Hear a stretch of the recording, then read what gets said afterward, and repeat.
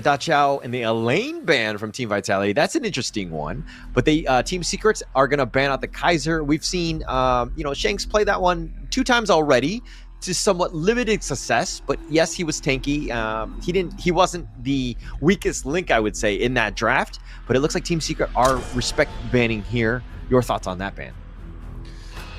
Yeah, it's definitely, in Team Secret's roster, there's so many heroes that they can play and have performed very well on it. You can't really ban out all of their heroes, so you just have to pick the best and ban the best in that specific scenario of the game. How the first 2 bans have progressed gives you a bit of information, and you just have to work with that in towards the next phase. Arlie finally sees the light of day, being picked up here by Vitality, while Team Secret goes for the Dalia and the Mai. Get to see a Mai in this series as well. Okay, all right. Mai, I expect Loong to kind of it's kind of go with that one. I think Mai has a lot of outplay potential. Again, we'll see where the Mai ends up. But the Main and, of course, the Arlie pick, Team Vitality really sticking to their guns. They've had some success with the Arlie in the past. But again, very sticking with Team Vitality's MO of being somewhat damage dealers, but very mobile, squishy ones tends to be, again, what they're trying to aim for. But they've had somewhat limited success. That said, it looks like they're going to pick up the Lady Jeanne, hopefully to just steal it away from Team Secret at this point. Yeah, and also it bolsters the team fight. That's what was missing in their previous 2 games. They had no way to really have any form of team fight control. The Lian Po was constantly banned out. Zhang Fei was on the enemy side. They didn't pick up the Dun. They picked up the Kaiser as the jungle, so no team fight at all from the jungle. This time, having the Lady Zen really helps tick that box, but they still need someone else to be in the front lines. For the Main, needs too long of a building time to get to that point, so their jungler needs to be something that's faster. It needs to be something like the Dun, which was picked up there by Team Secret. It needs to be like the Zilong. It could be the Ada if they prefer having that as well, or even the Sun Ce in the jungle could be exactly what they're looking for. Okay. Yeah, I'd be okay with that. I know that you don't like the Dune. The Dune pickup here by Team Secret, though. Tell me why you don't like him. Is it because he's got gray hair and he's an old man? You're just not into old guys, or what? Yeah, I'm definitely jealous of the hair. But all jokes aside, Dun is just such a one-dimensional jungle, and he doesn't scale well to late game. He doesn't really provide damage. The only thing that Dun is really good at in the jungle role is providing crowd control and support and stuns. But then there's other junglers that does the same thing, scales better, and doesn't become such a piece of dead weight in the late game. Like Zilong, even like the Musashi or the Rikio Tachibana, those can fit in the exact same role, just better than the Dun. But so why pick up the Dun? Okay. I think, at the end of the day, you want somebody kind of tanky who's going to be the focus of the enemy team. So I see potential in it. I'm a Dune believer. I know that might be, that we might not be friends after that comment. Blasphemy. But I think it does have some potential of play, right? We've definitely seen some success with it. I believe in Team Secret, so I think that we're going to see the more positive sides. Hopefully, we'll be able to change your tune as well by the end of this game. Yeah, that's gonna be hard. 2 seasons of the Dun hating isn't gonna change overnight. But hey, we've seen, like you said, players play Dun, or teams. Actually, it's a very team-based hero that your entire team composition has to fit around it. We caught the end of the draft. It was a Mozu and a Neza. Last 2 picks there by Team Secret, while Vitality had a Direnjie as well as also last year I didn't catch that. Oh, it was a Charlotte. So Team Secret going all out in the early game. They've got the Dun, they've got the Mai, they've got the Direnjie. They want to finish this off early and make their way for their dinner appointment. But the Vitality, much more team fight this time. They're not going to make it easy. Yeah, definitely not going to make it easy here. But okay, do we think? Okay, but Team Vitality has had 2 lineups in games 1 and 2 where basically it was very difficult to play. It was tough. Is Team Vitality sticking with that, where this is still like a difficult lineup going against Team Secret here? it's much easier to execute. I mean, you've got Moses, very simple hero, target and stun. You've got the CC provided by them. You've got Lady Zen, so you've got plenty of CC this time, and of course Neza, a very crowd control heavy jungler as well, and less reliant on Frost. So definitely they've dumbed down their lineup, which is going to allow them to focus more on the gameplay itself. And yeah, this is a much better draft for Vitality compared to the first two games. Okay. I think that, yeah, they just need to make things a little bit easier here. But Mimosa here, okay, it has the Peacebringer, which is like this dash. It's got a little bit of a knock-up. It has a cannon blast. It can kind of snipe things out. I think that we need to expect Benji to really start off with some good cannon blast for any sort of team fight, especially mid to late game. Yep, it also provides vision and a little bit of damage over time, not the biggest of deals, but hey, it's just one of those supports that can do everything except heal your team, right? It's a more greedier support. It doesn't really do much for the team outside of providing CCs, but it's deceptively tanky with the shields it can put up, and I definitely don't hit the pick. Oh, it looks like Yuhan gonna run away. Okay, Flash. This is probably the more basic of the spells. If you're looking at it on all sides, on both sides, excuse me, they have 3 players each with it. Basically, it just teleports a short distance in the target direction. Greatly used to, you can use it aggressively or more probably the most used when you're, in a bad spot. You need to get out of there. Got to dodge over or flash over the wall. Definitely something that you want to do. And Flash, very important spell. Yep, but very long cooldown on this spell as well. So every time you want to use it, you have to think of the other potential situations you have to be in. But most of the time, when you're panicking, you just flash back and hope that saves you. Yeah, or if you're fat-fingered like me, you just hit the button accidentally. Then you flash forward. And I flash forward. I was like, I needed to kill that minion. All right, but here we go. The Ocean of Tears, it's going to connect onto him. They do have the knockback. They're going to push him back. CT Boy taking a lot of damage. They pull back. TNX is actually going to be the first to fall. They do get something in return, which is, of course, Nighty and CT Boy, all at the cost of TNX.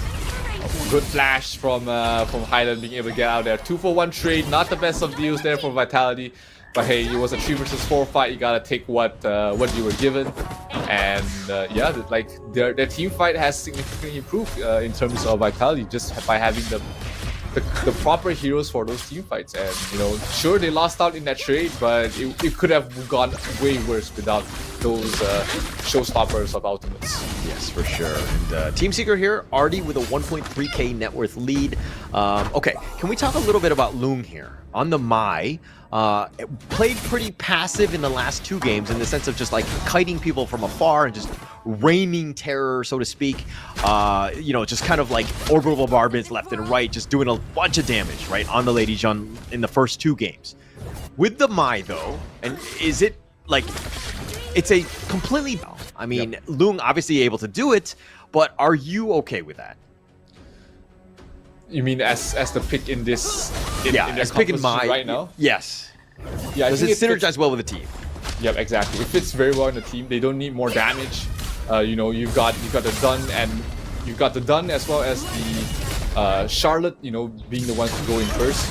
And now you have your mid lane that can do the same thing with the displacement of the ultimate. Go in, get a kill, get out. That fits perfectly in what their composition is built to do. But the kill from 90 is actually absolutely huge onto his Long. Yeah, it gets Long there. That's going to be pretty good. But again, CT Boy getting killed here. I think they'll take that trade. Loong, yeah, it goes down, but TNX is still alive and has the level lead. I think that you play with your players in mind, best interest, so to speak. And TNX is essentially your carry. You want him to just kind of control everything. The fact that he's able to just, move across the map and just make things very uncomfortable for Team Vitality. It's a great spot to be in, especially if your Team Secret here as they take the Tyrant. 2,000 net worth lead in 4 minutes, definitely nothing to scoff at. It's gonna be substantial, especially when they're playing with such an aggressive lineup. With the Liren Jie, with the Dun, you need the net worth lead at the start, because these 2 heroes don't really scale that well towards the late game. The Mai as well. I mean, the Mai can do decent with enough items, but otherwise, when they're too squishy, when they're not really bursting people down, that's when it's dangerous. Top lane, Shen gets a kill on those 90. Oh, huge backline. We're talking about the Mai and the ability to get a kill. He gets 2, and we'll be able to back up as well. Long gets a double from the back and almost gets the RD. Oh, the flex there. Loong just making plays throughout. He's just like, okay, I can do whatever is required from me. Now, this net worth lead, 3.3k net worth lead already, okay? Team Vitality, what do they need to do to get themselves back in this game? Do they need to, like, rob a bank? They need to start playing more on the side lanes. They need to push out the waves, especially with the Mayin. Here we get to see the kill we missed out here in the top lane. That was a Shen solo kill on first 90. You overstayed his welcome. You got hit twice. You know Shen's coming for you eventually. So yeah, like they need to play on these side lanes. They need to play, push out the side lanes and get pickoffs with the Neza. They get a pickoff onto her Sun. Absolutely huge pickoff. That's going to give them a way back in this game. Now they just need like 6 or 7 more of these. Okay, yeah, 6 or 7 more onto Sun. I think that they'll be fine in that case. Great pickoff, still definitely behind in terms of lead. But you look at Team Secret, they're like, okay, soon to go down, right? At the end of the day, we're still in the enemy jungle. We're still in the, you know, the driver's seat, so to speak. And I really like the way that Team Secret are playing with that lead, making it very uncomfortable. They have to fight, they have to spend everybody, all 5 members, just dealing with this. And Dune, oh, TionX, he's going to be pushed back 1 versus 5. He's continuing to fight, but he eventually falls, and Highland will take this one. Okay, and now you compliment Team Secret, and they do something silly like that.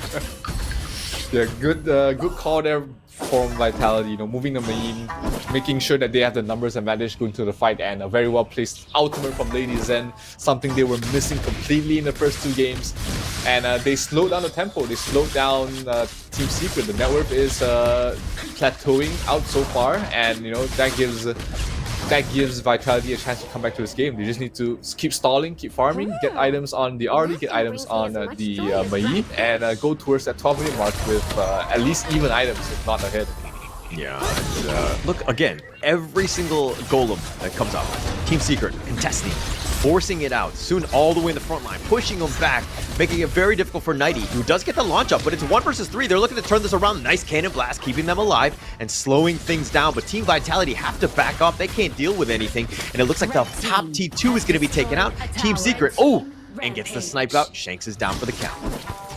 Yeah, he really just can't take the man fight with the Charlotte right now. Charlotte is just such a strong clash laner in a 1 versus 1 situation, and Mai not that much. She kind of wants to get in, go out in fights, go for just burst amount of damage, and when you're 1 versus 1, you don't really have the opportunity. So it's a completely different playstyle. And Team Secret getting that numbers advantage immediately goes for the mid tier 3 tower, and it's almost down actually.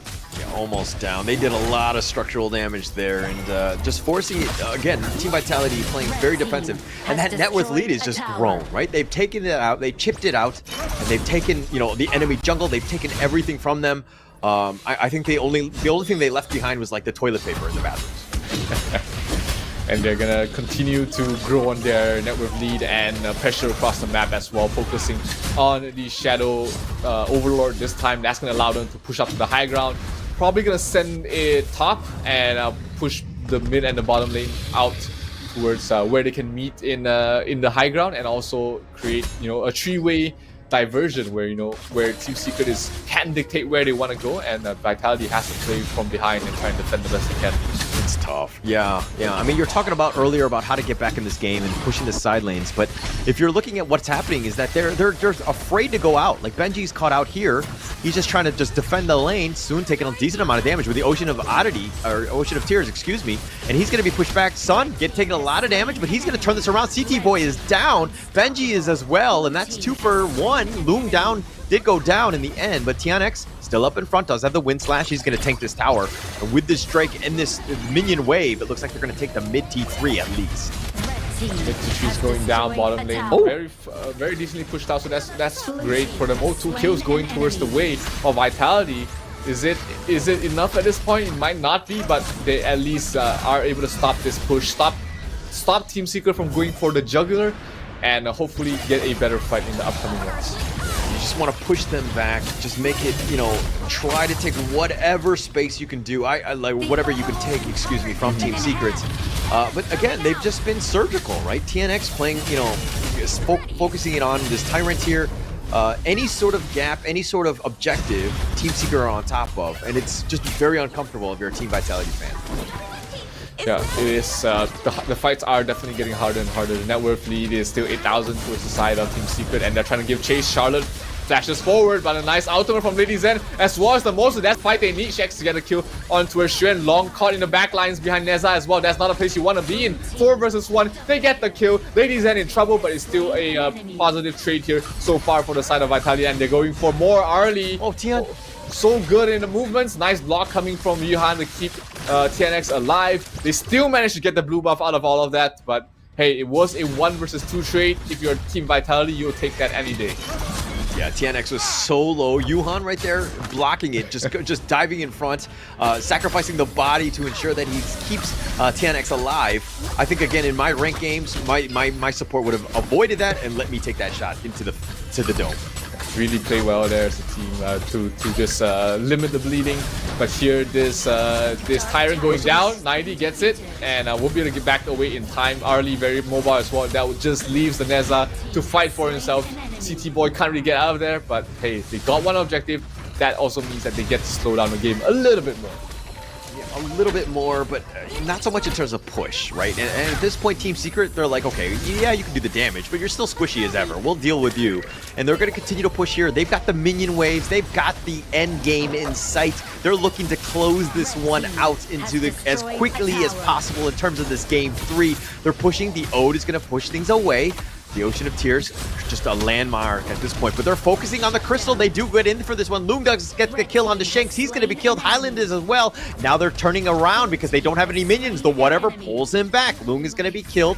And now with the base, still waiting for those minions. They're going to kind of prolong, but Benji not in a great spot all the way up in the front. He's been focused, and soon we'll take this. And now with the minion waves crashing, CT Boy being focused, he's going to be killed. Nighty is down for the count, and they're going to clean up everybody. They're going to take the base, and of course they will take Game 3, Team Secret with this sweep. Team Secret moving on to the top 4 in such a dominant fashion, was never behind in the second and third games, and managed to